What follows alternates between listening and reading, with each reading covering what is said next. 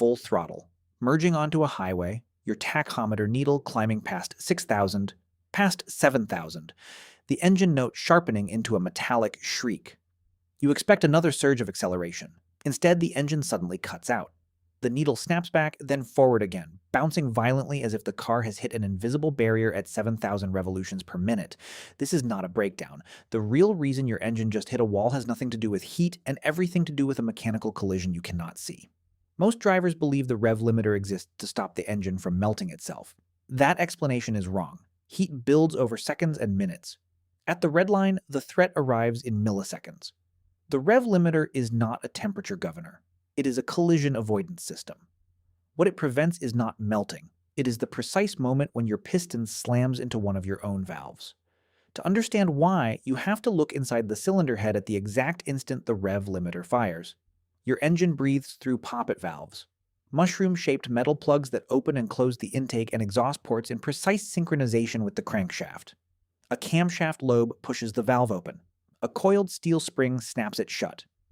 At 4,000 revolutions per minute, each valve opens and closes 33 times per second. At 8,000 revolutions per minute, it opens and closes 66 times per second. The valve accelerates from fully closed to fully open and back again in under 8 milliseconds. The spring is the only thing closing the valve. Nothing pulls it shut. Nothing motors it closed. Just a compressed coil of steel wire unraveling against the inertia of a metal disc the size of a large coin. And inertia does not scale gracefully. When the camshaft spins fast enough, something breaks inside the mathematics of motion. The spring can no longer accelerate the valve backward fast enough to keep it in contact with the cam lobe. The valve floats. It hovers somewhere between open and closed, disconnected from its mechanical tether. In that millisecond of uncontrolled drift, the piston is still rising toward top dead center. If the valve has not seated back into the cylinder head before the piston arrives, they occupy the same space at the same time. Aluminum piston crown meets hardened steel valve head. The piston always loses. This is the catastrophe the rev limiter is designed to prevent. Not melting, not overheating, a physical impact at thousands of times the force of gravity. Valve float defined the ceiling of internal combustion for most of the 20th century.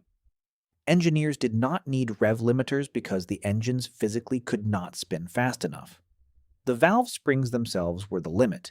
When you tried to rev higher, the engine simply stopped making power.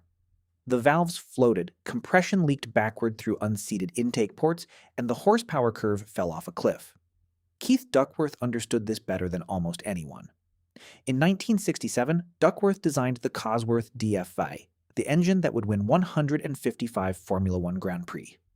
The DFV could rev to 9,500 RPM when its rivals struggled past 8,500. Duckworth did not achieve this with exotic materials or radical architecture. He obsessed over the valve train. He spent months refining the cam profile to reduce the acceleration demands on the spring. He dialed in the spring rate, the installed height, the seat pressure. When asked about the DFV's secret, Duckworth once said the engine's entire performance potential lived inside the first 20 degrees of cam rotation after the valve left its seat. The DFV had no electronic rev limiter. There were no ECUs in 1967. The engine's redline was enforced by the physical reality of its valve springs. If you exceeded the designed RPM, the valves floated, the power vanished, and the engine told you, mechanically, unmistakably, that you had gone too far. The limit was not a software setting. It was a property of steel. Valve float is not the only disaster waiting beyond the redline. The connecting rod carries a darker, quieter threat. Your connecting rod is forged steel or titanium, a slender beam pinned at both ends. At the bottom, it wraps around the crankshaft journal. At the top, it pushes against the piston pin. On every combustion stroke, the rod is compressed between the downward force of the expanding gas and the resistance of the crankshaft. Compression loads are enormous. But the rod is shaped like a column. When the piston reaches top dead center on the exhaust stroke, there is no combustion gas pushing it up. The piston is traveling upward purely on momentum, carried by the crankshaft's rotation, transmitted through the connecting rod. At the very top of the stroke, the piston must stop, reverse direction, and accelerate downward. For an instant, it wants to keep going up. The connecting rod must yank it back down. This is a tensile load. The rod is being stretched, not compressed, and tensile loads scale with the square of RPM.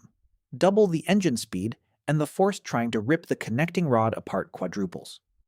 At 8,000 revolutions per minute, the piston in an average performance engine undergoes peak acceleration of roughly 2,000 times the force of gravity at top dead center. A piston that weighs 400 grams effectively weighs 800 kilograms for an instant. The connecting rod bolts bear that entire load. If a bolt fails, the rod detaches from the crankshaft.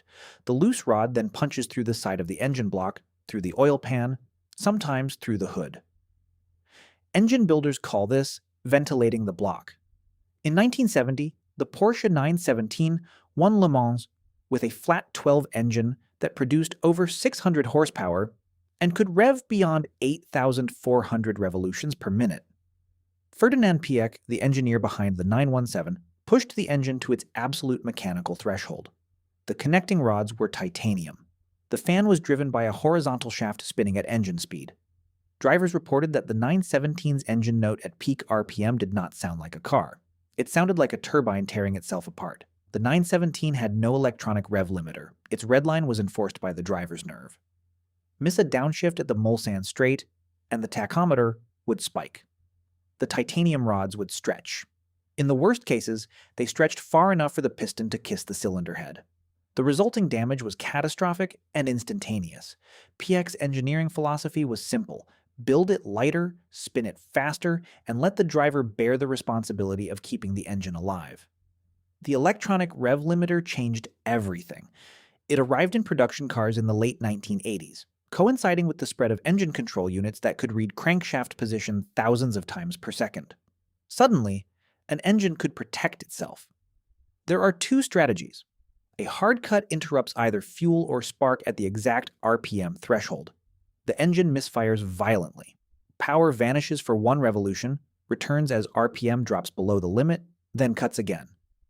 This is the bouncing, juddering sensation you feel when you hit the redline in a modern car.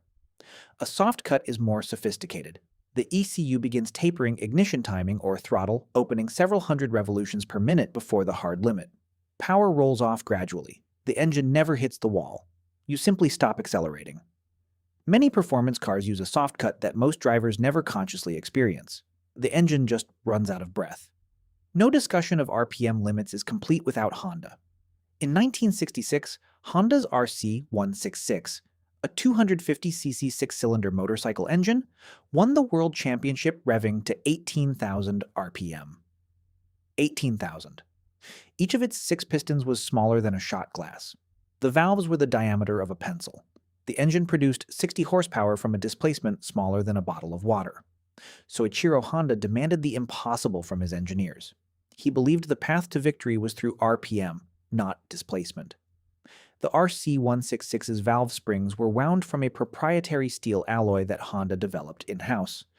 The connecting rods were machined from a single billet. The entire engine weighed 57 kilograms. At peak RPM, each valve opened and closed 150 times per second. The engine did not have a rev limiter because at 18,000 revolutions per minute, the valves were already operating at the absolute physical limit of the spring steel Honda had invented. The RC166's legacy echoes through every Honda engine that followed.